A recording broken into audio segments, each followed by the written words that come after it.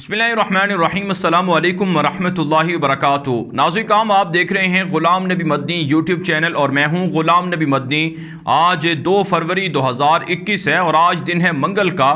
नाज़रीन काम इस वीडियो के अंदर बर्मा के अंदर होने वाले फ़ौजी इनक़िलाब, मार्शल लॉ और मौजूदा जमहूरी हुकूमत के ख़ात्मे के हवाले से कुछ मालूमात हैं वो फ़राहम करने जा रहे हैं कि बर्मा के अंदर फ़ौजी इनक़िलाब क्यों आया और इसके पीछे कौन है। दरअसल इस फ़ौजी मार्शल लॉ के पीछे अहदाफ क्या हैं। क्या बर्मा म्यांमार के अंदर जो मुसलमानों पर जुल्म होता था राखाइन रियासत के अंदर, क्या वो मसालिम ख़त्म हो जाएंगे? क्या वाकई बर्मा के अंदर मुसलमानों पर जो जुल्म होता था, मुसलमानों की जो आहें थीं वो अल्लाह ताला के यहाँ सुन ली गई हैं और बर्मा के अंदर दहशतगर्द हुकूमत का ख़ात्मा हो गया है। आने वाले दिनों में बर्मा के अंदर फ़ौजी इनक़िलाब के ख़ित्ते के अंदर क्या असरात हो सकते हैं और भारत बर्मा के अंदर क्या इन्फ्लुएंस रखता है और चाइना बर्मा के अंदर क्या असर रसूख रखता है और अमेरिका के अहदाफ क्या हैं, मगरबी ममालिक के बिलखुसूस इसराइल के क्या अहदाफ हैं, ये सारे इशूज़ हैं जिन पर आपको इस वीडियो के अंदर आगे चलकर हक़ाइक़ मालूम होंगे। लेकिन आगे बढ़ने से पहले आपसे गुजारिश है कि अगर आपने अभी तक हमारे चैनल ग़ुलाम नबी मदनी को सब्सक्राइब नहीं किया तो इसे ख़ुद भी सब्सक्राइब कर लें, दोस्तों के साथ शेयर भी कर लें और साथ साथ हमारे फेसबुक पेज ग़ुलाम नबी मदनी को भी फॉलो करना मत भूलिए और दोस्तों के साथ शेयर भी कर लीजिए। जी हाँ नाज़रीन काम बात कर लेते हैं बर्मा म्यांमार के अंदर फ़ौजी इनक़िलाब मार्शल लॉ के हवाले से। आप जानते हैं नाज़रीन काम बर्मा साउथ एशिया का इंतहाई तरक्की याफ्ता मुल्क समझा जाता है और ख़ित्ते के अंदर ये चूँकि बहरे अरब के ऊपर वाक़े है, इंडियन ओशन के करीब वाक़े है, इसलिए इसकी अहमियत और ज़्यादा है। जिस तरह से दीगर साउथ चाइना सी के अंदर करीब वाक़े ममालिक की अहमियत ज़्यादा है, चाइना बर्मा के लिए बहुत अहमियत रखता है और बर्मा भी चाइना के लिए बहुत अहमियत का हामिल है। नाज़रीन काम इस वक्त अगर बात कर ली जाए कि बर्मा म्यांमार की जो पॉपुलेशन है, जो आबादी है, वो तकरीबन 55 मिलियन से ज़ायद है, तकरीबन 5.5 करोड़ के लगभग है और उसमें बर्मा के अंदर एक मुसलमानों की रियासत राखाइन भी है जहाँ पर 50 लाख के लगभग मुसलमानों की आबादी है, जिनमें से अक्सर मुसलमानों को 2017 के अंदर बदतरीन कत्लेआम के बाद राखाइन रियासत से निकाल दिया गया और 20 लाख के लगभग रोहिंग्यन मुसलमान राखाइन रियासत से हिजरत करके बांग्लादेश के अंदर कैंपों में रहने पर मजबूर हुए, जहां उन पर अब भी जुल्म जारी है। नाज़रीन काम बर्मा के जो सरहदी ताल्लुकात हैं या सरहदी जो पड़ोसी मुल्क हैं, उनमें बर्मा के मगरब के अंदर शुमाल मगरब के अंदर भारत वाक़े है और बांग्लादेश वाक़े है। इसी तरह से बर्मा के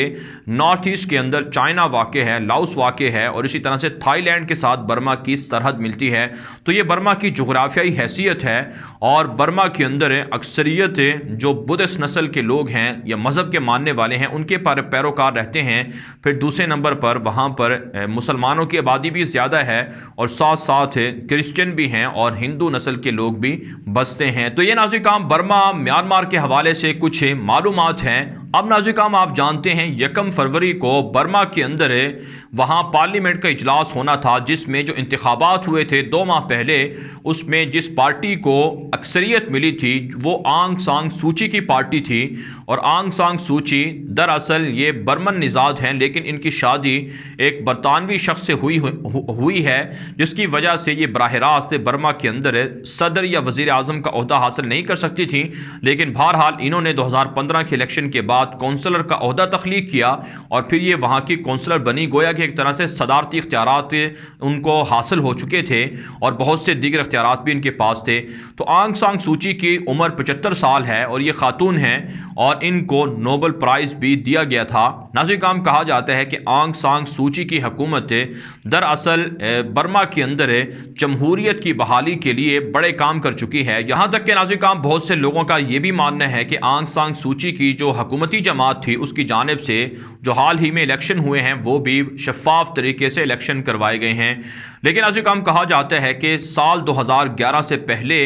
برما کے اندر فوجی انقلاب رہے ہیں، فوجی حکومتیں رہی ہیں، اور فوج کا انفلوئنس برما کے اندر بہت زیادہ رہا ہے۔ لگ بھگ 50 سال برما کے اندر فوجی حکومتیں کسی نہ کسی طرح سے حکومتیں کرتی رہی ہیں۔ 2011 کے بعد فوج نے سویلین کو اقتدار سپرد کرنا شروع کیا تھا، لیکن بہرحال 9 سال کے بعد 10 سال کے بعد پھر فوج نے ایک مرتبہ 1 فروری کو پارلیمنٹ کا اجلاس نہیں ہونے دیا اور آنگ سان سوچی کو حکومت میں نہیں آنے دیا، اور مارشل لا لگا کر فوجی انقلاب لگا دیا گیا، اور بڑے بڑے عہدوں پر، سرکاری عہدوں پر جرنیلوں کو متعین کر دیا گیا۔ اور برما کے اندر جو وہاں کے آرمی چیف تھے جن کی عمر 64 سال ہے، ان کا نام مین اونگ ہیلنگ ہے، ان کی جانب سے کہا جاتا ہے کہ وہ گزشتہ 2-3 ہفتوں سے کوشش کر رہے تھے کہ فوجی انقلاب لگایا جائے، اور فوجی انقلاب کے لیے، مارشل لا کے لیے باقاعدہ تیاریاں بھی برما کی فوج کر رہی تھی۔ ناظرین کرام، اب سوال یہ پیدا ہوتا ہے کہ آخر فوج کو مارشل لا لگانے کی نوبت کیوں آئی؟ فوج نے یہ مارشل لا یا ایمرجنسی کیوں نافذ کی ہے؟ ناظرین کرام، اس کی 2-3 بڑی انتہائی اہم ریزن ہیں اور اہم وجوہات ہیں۔ ایک تو ناظرین کرام، برما کے اندر جو آنگ سان سوچی کی حکومت تھی، یہ فوج کے مخالفت میں کام کر رہی تھی، اور فوج کے بہت سے معاملات ایسے تھے جن میں فوج سے رائے طلب نہیں کی جا رہی تھی۔ اس وجہ سے فوج نے آنگ سان سوچی کی حکومت کو ہٹایا، اور فوج کی جو حمایت یافتہ اپوزیشن جماعت تھی، چونکہ وہ الیکشن ہار چکی تھی اور وہ فوج کی حمایت یافتہ جماعت تھی، اس لیے بھی آنگ سان سوچی کی حکومت کو ہٹا کر مارشل لا لگانا ناگزیر ہو چکا تھا فوج کے لیے۔ ایک دوسری وجہ ناظرین کرام یہ بھی ہے کہ چونکہ برما کے اندر آنگ سان سوچی کی حکومت بھارت نواز تھی اور بھارت سے رابطے بڑھا رہی تھی، ابھی حال ہی میں $350 ملین سے زائد کی باقاعدہ امداد دی گئی تھی، اور مودی حکومت جب سے اقتدار میں آئی ہے تب سے آنگ سان سوچی کو لگ بھگ $1 ارب سے زائد کی امداد دے چکی تھی۔ ظاہر سی بات ہے، فوج کا جو زیادہ تر جھکاؤ ہے وہ چائنا کی طرف ہے، اور چائنا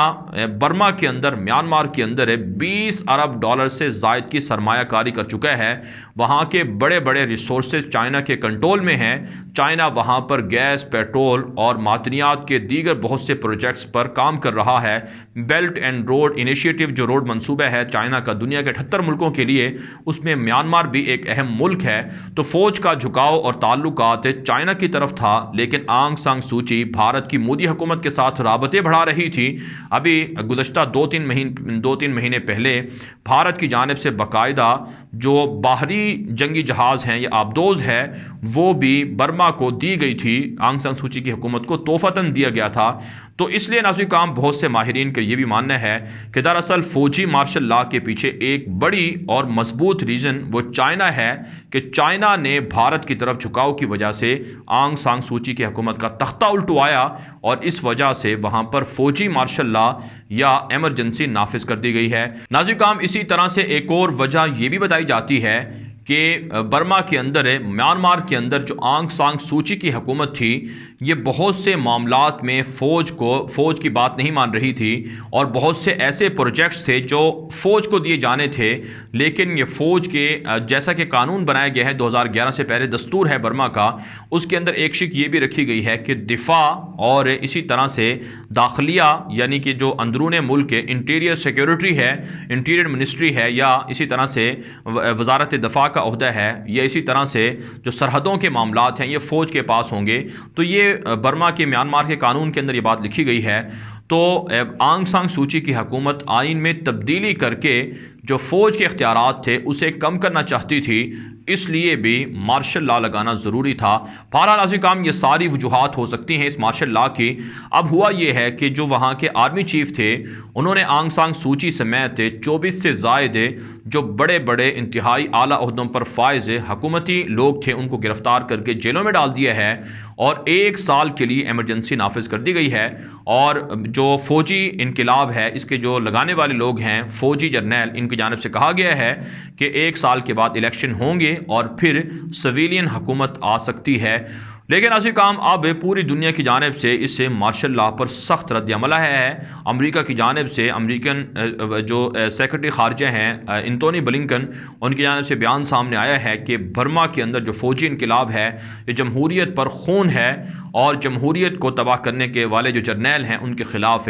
امریکہ بڑی بڑی پابندیاں لگائے گا، اور ساتھ ساتھ امریکہ کو ضرورت پڑی تو وہاں پر جنگ بھی مسلط کی جا سکتی ہے۔ اب ناظرین کام ایک سوال یہاں پر یہ بھی ہے کہ اگرچہ اسرائیل،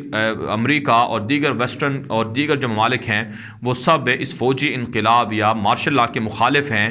تو اب سوال یہ ہے کہ جو روہنگین مسلمان تھے جو راکھائن ریاست کے اندر اس وقت بھی موجود ہیں، اور اس سے پہلے بھی جن لوگوں پر ظلم ہوا 2017 کے اندر انہیں نکالا گیا، تو کیا فوجی انقلاب سے روہنگین مسلمانوں کو، راکھائن ریاست کے لوگوں کو، برما کے مسلمانوں کو کوئی فائدہ ہو سکتا ہے، یا پھر ان کے حالات ویسے کے ویسے رہیں گے؟ ناظرین کام اس میں کوئی شک نہیں ہے کہ روہنگین مسلمانوں پر ماضی کی فوجی حکومتیں بھی ظلم کرتی رہی ہیں۔ راکھائن ریاست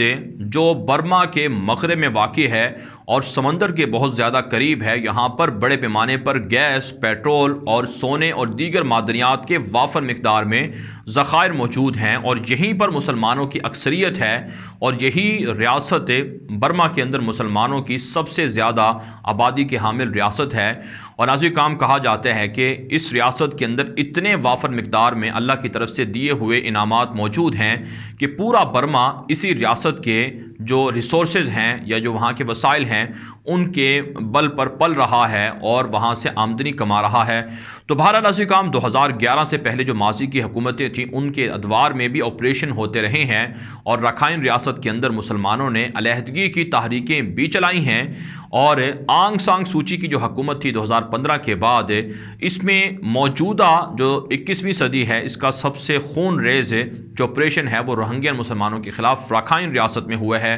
ناظرین کام آنگ سانگ سوچی کی حکومت یقیناً کوئی معصوم حکومت نہیں تھی، اور نہ ہی کوئی وہ اسے ہم یہ کہہ سکتے ہیں کہ اس نے برما کے مسلمانوں پر، روہنگین مسلمانوں پر ظلم نہیں کیا، بلکہ جتنی بڑی دہشت گرد برما کی بدھسٹ فوج ہے، جتنا ظلم انہوں نے برما کے مسلمانوں پر کیا ہے اتنا ہی ظلم آنگ سانگ سوچی کی حکومت نے کیا ہے،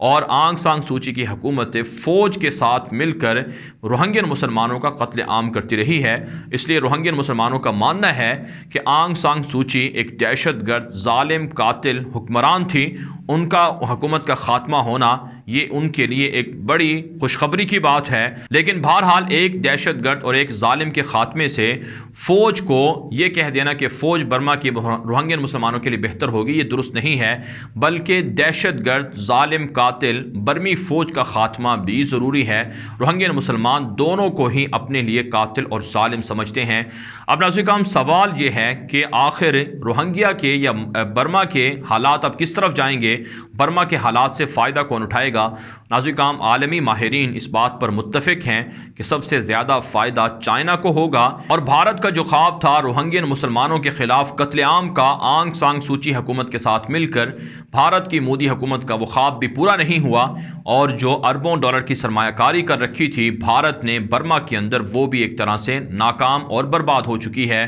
اب ناظرین کرام برما کے اندر چائنا بڑے پیمانے پر فائدہ حاصل کرے گا، کیونکہ من پسند حکمران آ گئے ہیں، اور چائنا جیسے چاہے گا وہاں پر معاہدے کرے گا، وہاں کے وسائل کو حاصل کرے گا، اور بھارت کو ظاہر سی بات ہے وہاں سے نکال دیا گیا ہے۔ لیکن بہرحال برما کے اندر بسنے والے روہنگین مسلمانوں کا اب بھی ایک ہی مطالبہ ہے کہ بدھسٹ دہشت گرد فوج پہلے بھی ظلم کرتی تھی، اب اور زیادہ ظلم کرے گی، لہٰذا روہنگین مسلمانوں کی مدد ضرور کی جاتی رہے، اور آنگ سانگ سوچی کی حکومت کو بھی کوئی کلیریفائی نہیں کیا جا سکتا، اسے بھی کوئی اس طرح سے یہ نہیں کہا جا سکتا کہ وہ ظالم نہیں تھی، بلکہ وہ بھی ظالم تھی۔ اب ہونا یہ چاہیے کہ برما کے مسلمان چاہے وہ راکھائن ریاست کے اندر موجود ہیں، ان کے خلاف آپریشن کو بند کروایا جائے، اور اسی طرح سے جو روہنگین مسلمان بنگلہ دیش کے کیمپوں میں موجود ہیں انہیں دور دراز جزیروں پر بھیجنے سے رکوایا جائے۔ عالمی برادری جو اقوام متحدہ ہے وہ اس میں کردار ادا کرے، اور وہاں پر جو کیمپوں کے اندر موجود روہنگین مسلمان ہیں ان کے جو وسائل جو مسائل ہیں ان کے حل کے لیے بھی کوششیں کی جائیں۔ بہرحال ناظرین کام جو بائیڈن حکومت کے لیے ایک بہت بڑا چیلنج ہے کہ ان کے اتحادی جو چائنا کے ہاتھوں پٹ چکے ہیں، یعنی برما کے اندر آنگ سان سوچی کی حکومت کو ویسٹ بہت سپورٹ کرتا تھا، مغرب سپورٹ کرتا تھا، اور اسرائیل نے بہت زیادہ سپورٹ کی، ہزاروں جو وہاں پر فوجی ہیں ان کی تربیت کی گئی، ٹینکس دیے گئے، اسلحہ میزائل وغیرہ فراہم کیے گئے، باقاعدہ اسرائیل کی کمپنیاں راکھائن ریاست کے اندر ہے وہاں کے معدنیات پر کام کرتی رہی، انہیں حاصل کرتی رہیں، برما کی فوج کو تربیت یافتہ تربیت دیتی رہیں اور ساتھ ساتھ اسلحہ دیتی رہی تاکہ روہنگیا مسلمانوں پر ظلم کیا جائے۔ تو اب جو بائیڈن کو، ویسٹ کو اور اسی طرح سے اسرائیل کو بہت بڑا دھچکا لگا ہے، بھارت کو دھچکا لگا ہے، لیکن چائنا بہرحال اس کے اندر بڑے پیمانے پر کامیابی سمیٹ چکا ہے، اور اس میں ناظرین کام ان ممالک کے لیے بھی ایک طرح سے سبق ہے جہاں پر چین کی بڑے پیمانے پر سرمایہ کاری ہے کہ چین کو اتنا اثر و رسوخ اپنے ملک کے اندر نہ ہونے دیا جائے، نہ ان کا اتنا اثر و رسوخ کرنے دیا جائے کہ کبھی ایسا موقع آئے کہ وہاں پر وہ فوجی انقلاب لا سکیں یا مارشل لا سکیں۔ لہٰذا دنیا کے اندر جہاں جہاں بھی چائنا کی سرمایہ کاری ہے ان ممالک کو سب سے زیادہ محتاط رہنا ہوگا، برابری کی سطح پر تعلقات رکھنے چاہیے اور برابری کی سطح پر تجارتی تعلقات بڑھانے چاہیے۔ بہرحال ناظرین کرام اس ویڈیو کے حوالے سے آپ کی کیا رائے ہے؟ اپنی رائے کامنٹ کے ذریعے سے ضرور ہم تک پہنچائیں۔ مزید خبروں کے لیے آپ ہمارے ٹویٹر اکاؤنٹس دنیا میرے آگے اور غلام نبی مدنی فالو کر سکتے ہیں۔ آج کے لیے اتنا ہی، اجازت دیجیے، اللہ حافظ۔